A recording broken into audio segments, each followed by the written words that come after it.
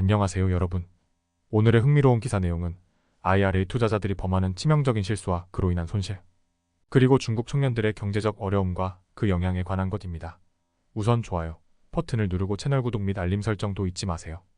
여러분의 관심과 지지가 저희에게 큰 힘이 됩니다. 첫 소식은 은퇴 계획을 세우고 있는 많은 분들이 간과하기 쉬운 중요한 주제에 대해 이야기해 보려고 합니다. 바로 IRA 투자자들이 자주 저지르는 실수와 그로 인한 심각한 손실에 대한 이야기입니다. 최근 월스트리트 저널에 실린 기사를 바탕으로 우리가 어떻게 돈을 더 효율적으로 운용할 수 있는지 알아보겠습니다. 이 기사에서는 투자자들이 IRA 계좌로 돈을 옮긴 후 적절한 투자 결정을 내리기까지 너무 오랜 시간이 걸리면서 발생하는 문제를 다루고 있습니다. 먼저 IRA와 401k의 차이점을 알아볼 필요가 있습니다. 미국인들은 개인 연금 계좌인 IRA에 13.5조 달러나 되는 엄청난 금액을 보유하고 있습니다. 그런데 IRA와 401k의 중요한 차이점 중 하나는 401k에서는 자동으로 주식이나 채권 펀드에 기여금이 투자되지만 IRA에서는 투자자가 직접 돈을 옮기기 전까지는 자금이 현금성 자산, 예를 들면 머니마켓 펀드에 머무른다는 점입니다. 여기서 문제가 발생합니다. 뱅가드의 분석에 따르면 평균적인 IRA 투자자는 포트폴리오의 약 10%를 현금으로 보유하고 있는데 이는 401k 투자자의 경우인 4%보다 훨씬 높은 비율입니다. 이렇게 많은 현금을 오래 보유하면 투자 수익에 큰 영향을 미칠 수 있습니다. 뱅가드는 일반적인 IRA 저축자가 현금으로 너무 오랫동안 돈을 보관함으로써 약 6만 7천 달러에서 16만 4천 달러의 손실을 입을 수 있다고 경고합니다. 그렇다면 왜 이런 일이 벌어질까요? 뱅가드의 연구에 따르면 많은 투자자들이 IRA에 돈을 넣은 후 그 자금을 즉시 주식이나 채권으로 재투자하지 않는다는 것입니다. 특히 젊은 투자자들은 이 점을 간과하고 있습니다. 예를 들어 25세 미만의 IRA 투자자들은 은퇴까지 아직 수십 년이 남아있음에도 불구하고 저축의 14%를 현금으로 보유하고 있었습니다. 반면 나이가 많은 401k 투자자들은 현금을 거의 보유하지 않고 있습니다.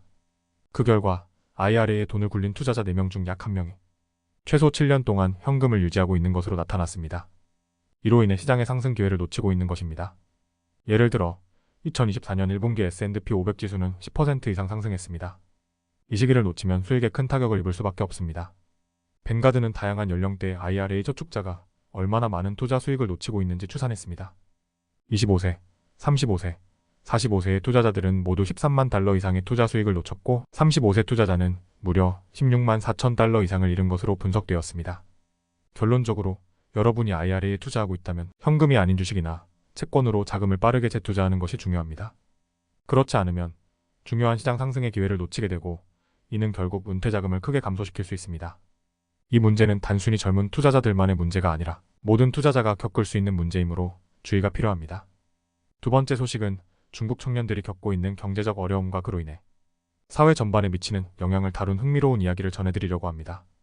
최근 월스트리트 저널에 실린 기사를 바탕으로 중국의 경제 상황이 어떻게 청년 세대에게 영향을 미치고 있는지 자세히 살펴보겠습니다.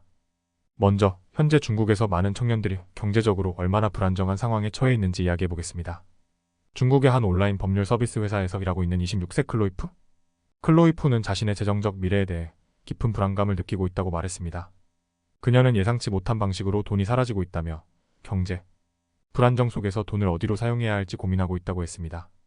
이러한 불안은 단지 클로이프만의 이야기가 아닙니다. 대부분의 중국 청년들은 자신의 재정적 미래가 얼마나 어려울지 잘 알지 못하고 있으며 특히 부모 세대와 비교했을 때 더욱 그렇습니다. 중국 경제는 코로나19 이전부터 이미 성장 둔화의 조짐을 보이고 있었고 팬데믹 이후에는 더욱 심각한 타격을 입었습니다. 특히 주목할 점은 중국의 청년 실업률입니다. 2023년 6월 중국의 16에서 24세 청년 실업률이 21.3%에 도달하자 중국 당국은 이 데이터를 공개하는 것을 중단하기도 했습니다. 이후 실업률 통계 방법을 변경하여 새로운 수치를 발표했지만 여전히 청년들의 실업률은 높은 수준을 유지하고 있습니다.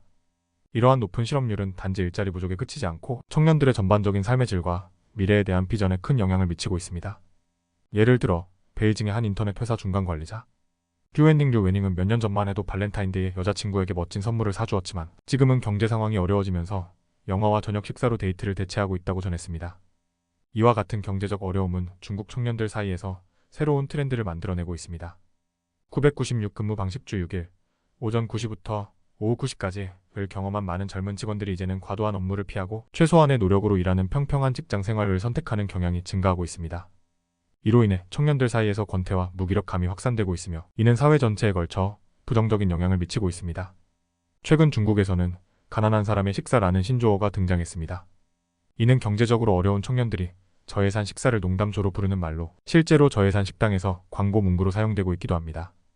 중국 경제의 미래는 불확실하며 청년들은 더욱 어려운 상황에 직면할 것으로 보입니다. 바클레이스의 최근 분석에 따르면 지속적인 디플레이션과 기업 수익성 감소로 인해 부동산 가격이 더 하락했고, 이는 중국이 약 2년 동안 소비자 신뢰 위기에 직면할 것임을 시사하고 있습니다. 또한 임금 성장률 감소와 실업률 증가가 이어지면서 중국 청년들의 경제적 어려움은 더욱 가중될 것으로 예상됩니다. 오늘 영상에서는 중국 청년들이 겪고 있는 경제적 어려움과 그로 인한 사회적 영향을 다뤄보았습니다. 이 문제는 단순히 중국만의 문제가 아니라 글로벌 경제의 변동 속에서 젊은 세대가 겪고 있는 공통된 어려움 중 하나라고 할 수 있습니다. 앞으로 이러한 상황이 어떻게 전개될지, 그리고 청년들이 어떻게 이 어려움을 극복해 나갈지 계속해서 주목할 필요가 있습니다. 오늘은 여기까지입니다. 다음 영상에서 더 유익하고 흥미로운 내용으로 찾아뵙겠습니다. 이 영상은 투자 의견이 아닙니다. 매우 감사합니다.